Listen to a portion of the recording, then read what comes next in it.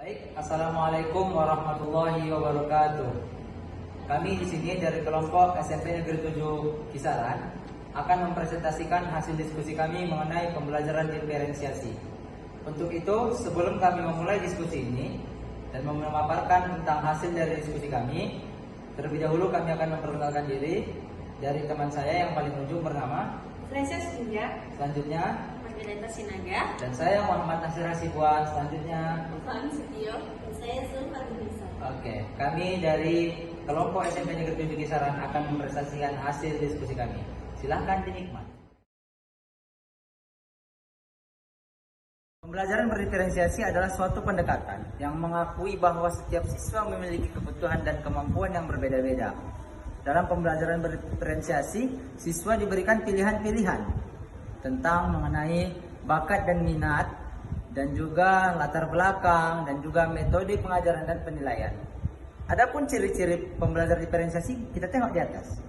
Dan juga tujuan utama dari pembelajaran berdiferensiasi adalah untuk memastikan bahwa setiap siswa dapat mencapai potensial maksimal dan mereka termotivasi dalam proses belajar.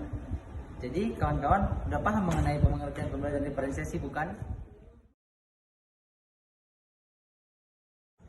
Selanjutnya, saya akan memberikan contoh tentang keberagaman peserta didik di dalam kelas. Pertama, dari gaya belajar peserta didik. Ada peserta didik yang menyukai gaya belajar visual, ada juga peserta didik yang menyukai gaya belajar auditorial dan juga kinestetik. Yang kedua, kemampuan peserta didik. Ada peserta didik yang memiliki kemampuan yang tinggi, dan juga ada peserta didik yang memiliki kemampuan rendah. Yang ketiga, motivasi belajar dari peserta didik. Ada peserta didik yang memiliki motivasi belajar tinggi, ada peserta didik juga yang memiliki motivasi belajar yang rendah. Yang keempat, kemampuan pemahaman dari peserta didik. Ada peserta didik yang memiliki kemampuan pemahaman pembelajaran yang cepat menangkap, ada juga yang lambat dalam menangkap pembelajaran di dalam kelas. Yang kelima, minat peserta didik. Minat peserta didik setiap siswa tentunya berbeda. Ada peserta didik yang memiliki minat dalam bidang seni, ada juga peserta didik yang memiliki minat dalam bidang olahraga dan juga sains. 3. Baiklah, saya akan melanjutkan dari materi sebelumnya. Saya akan menjelaskan tentang teori ekologi. Teori ekologi adalah suatu teori yang menjelaskan tentang hubungan individu dengan lingkungannya, di mana hubungan tersebut terdapat interaksi yang terus-menerus yang mempengaruhi faktor yang berasal dari diri individu tersendiri. Dapat dijelaskan seperti berikut. Yang kedua adalah multiple intelligence. Multiple intelligence adalah kecerdasan menjemuk atau berganda. Dapat dijelaskan sebagai berikut. Terdapat 9 jenis kecerdasan dari multiple intelligence yang dijelaskan dan dipaparkan sebagai berikut.